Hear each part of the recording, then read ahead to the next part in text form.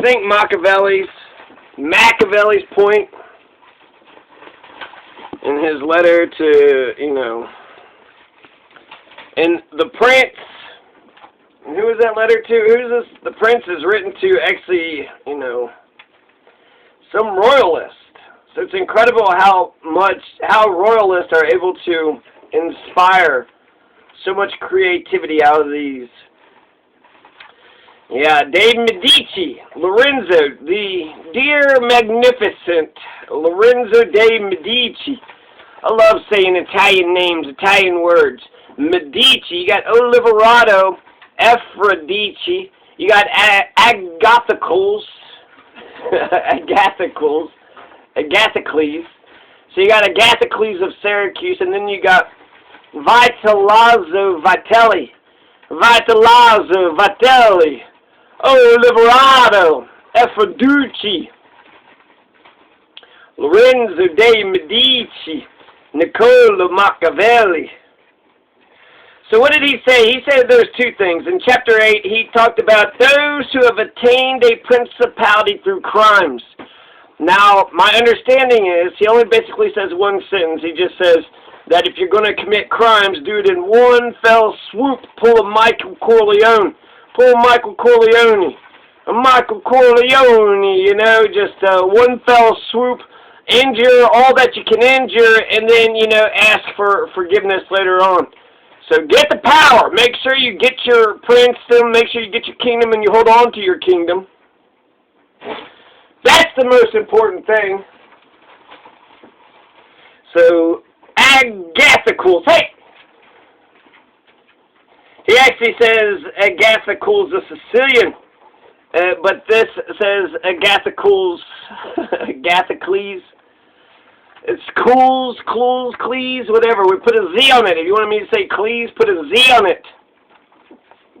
Sorry. Okay, Agathocles the Sicilian became king of Syracuse.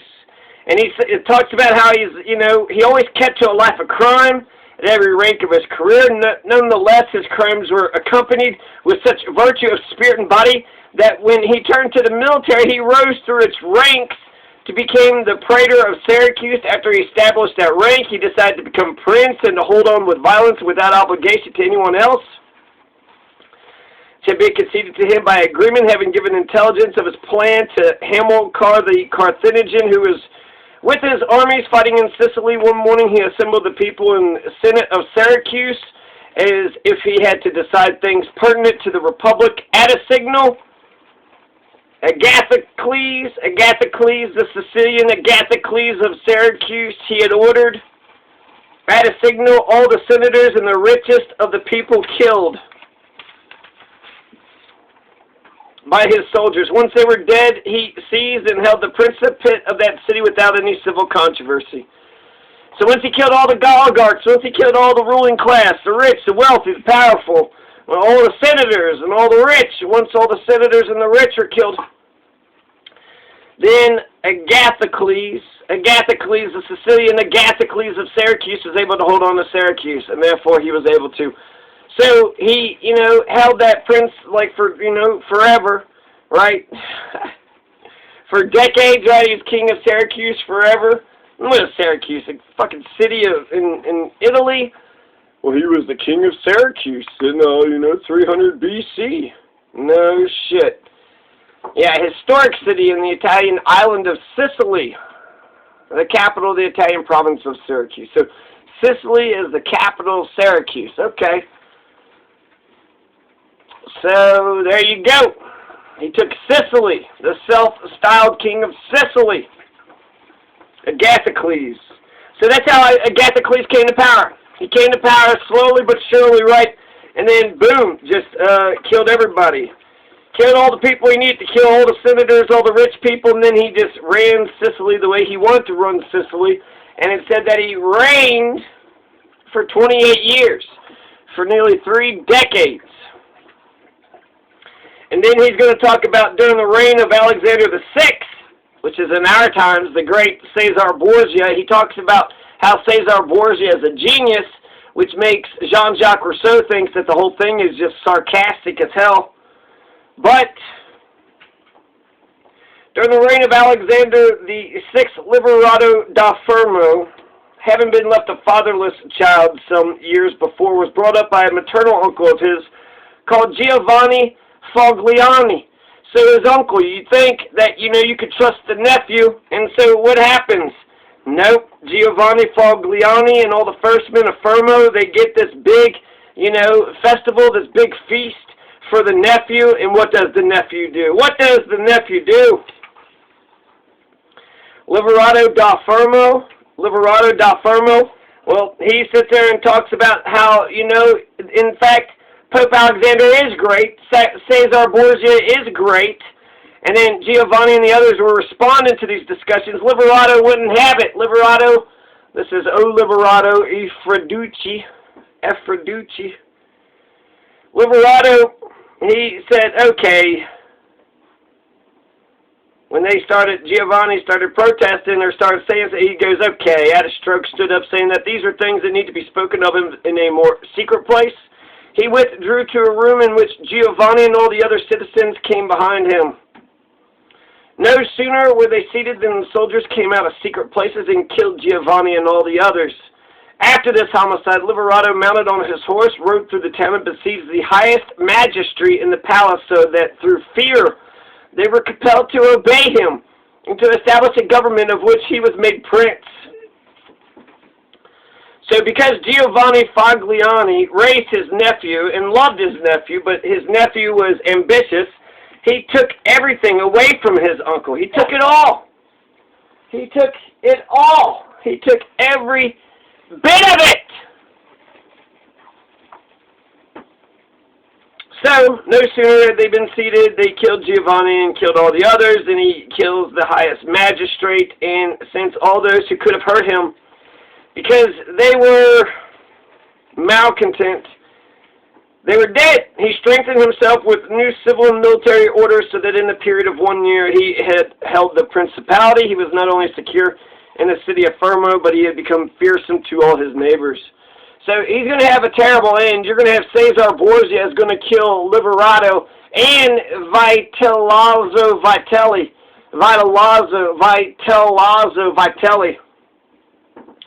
So, Barzini. It was Barzini, and then what was, what's his fucking face? The old man at the very end? Titalia? No, not Titalia. The one that, double-crossed Michael Corleone. The old man gets into the thing. Go watch it again. But anyways, Vitellozzo Vitelli.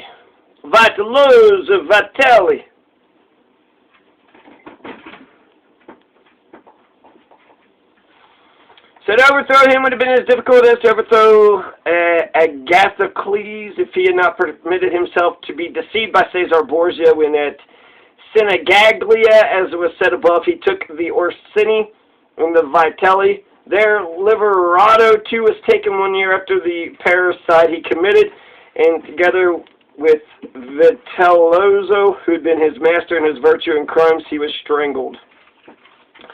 So Caesar Borgia is going to kill them both. May 1502, Liverotto conquered Camerino for Caesar Borgia. However, realizing that the Duke was becoming stronger, he attended the meeting at La Magione with Giulio Paolo and Francesco Orsini, Gian Paolo Baglioni, Pandolfo Petrucci, Vitelli, and others on October 9th, although Liverotto was against Paolo Orsini's line of reconciliation with Caesar Borgia. He nonetheless took Sinigaglia in Caesar Borgia's name, and this didn't change Borgia's secret design.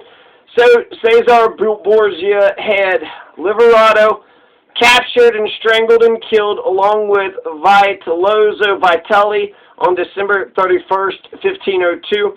Liverotto was succeeded as ruler by his son Ludovico, who ruled until he was killed at the Battle of Monte Giorgio in 1520, when Fermo became again directly subjected to the Holy See. As with Agathocles of Syracuse, he's immortalized in Machiavelli as a prince, as one of the leaders who gained power via criminal means. He is portrayed as a violent and cunning character. So Liverotto, Aphrodite, Agathocles of Syracuse, Agathocles, I guess it's BC, it's Greek, right? So it's not, but Agathocles, 317 BC, he returned with an army of mercenaries under a solemn oath to observe the democratic constitution, which was established after they took the city.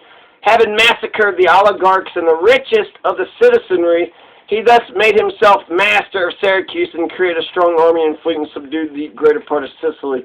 He killed all the senators. They just said the oligarchs and the richest of the city. That's the same thing. They're both oligarchs, but he killed also the senators. He killed the senators on top. So Agathocles of Syracuse, immortalized by Machiavelli's, the prince. Syracuse, of course, is the Sicily is the capital of Syracuse, and Vitellozzo Vitelli. Vitellozzo Vitelli is going to get killed by Caesar Borgia. He took part with the Orsini, Liverotto da Fermo, and other captains in the conspiracy of La Magione against the Borgia. Vitelli was married to Porzia, daughter of Paolo Orsini, but mutual distrust and the incapacity of the leaders before Caesar's energy and the promise of French help brought the plot to naught, and Vitelli and Condottieri, hoping to ingratiate themselves with Caesar once more, seized Senigallia in his name. There they were tricked by him and captured while their troops were out of reach. Vitelli and Liverotto were strangled that same night, December 31st, 1502. This incident may have alienated Leonardo da Vinci from Caesar Borgia, whose service the artist was in, as he was Vitelli's friend. So there you go. That's a little bit about a little bit. Somehow not caring of migrants at the border is ridiculous. About immigrants.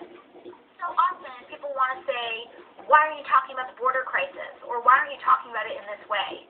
Well, we're talking about it. They just don't like how we're talking about it. Because it's not a border crisis. It's an imperialism crisis. Bruh, come on.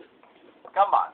It's an imperialism crisis. It's a border crisis. Just say it for what it is. It's a border crisis. Also, if we're being honest, you're like chief propagandist of U.S. imperialism. You say you defer to Democratic Party leadership on Venezuela. You took a proud picture smiling with all the Bolivian coup leaders. You didn't say a word when Biden illegally bombed members of the Popular Mobilization Front in Syria, which was protecting Damascus from ISIS or Daesh, and Biden killed 22 individuals of the Popular Mobilization Front, something that ISIS actually celebrated after he did so. I mean, it was an illegal act of war, and you didn't say anything about that, AOC.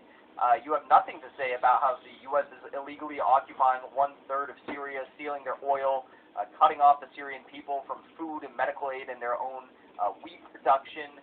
You have nothing to say about, I mean, like the drone program in North Africa, which has a 95% civilian casualty rate, that, I mean, is resulting in innocent civilian deaths in Niger and Somalia. You rarely talk even about Afghanistan and Iraq. So don't talk to me about U.S. imperialism when you're literally like you're cog in the machine of the U.S. imperialist empire. It's a climate crisis. It's a trade crisis. And also, it's a carceral crisis. Because as I have already said, even during this term and this president, our immigration system is based and designed on our carceral system. So she said it before, you guys. She said it once or twice, or you know what? Maybe she said it 3 times during the Biden administration thus far. She's talked about how the immigration system is based and designed on our carceral system. So she's talked about it. But I 100% think that she would admit that she has not addressed this and is not talking about it anywhere near as much as she talks about it. Yeah. Same shit, different. Anyways, yeah, you got the double-headed dragon of imperialism. I guess apparently if you could use the lessons of the prince, I don't think Machiavelli would say to continue to commit crimes because that's just pissing everybody off. You just continue to hurt people. No way that anybody's going to accept that bullshit. Just non-stop crimes, non-stop bullshit. That's bad karma. That's bad energy out in the world. But that's clear. So I think what Machiavelli is saying is like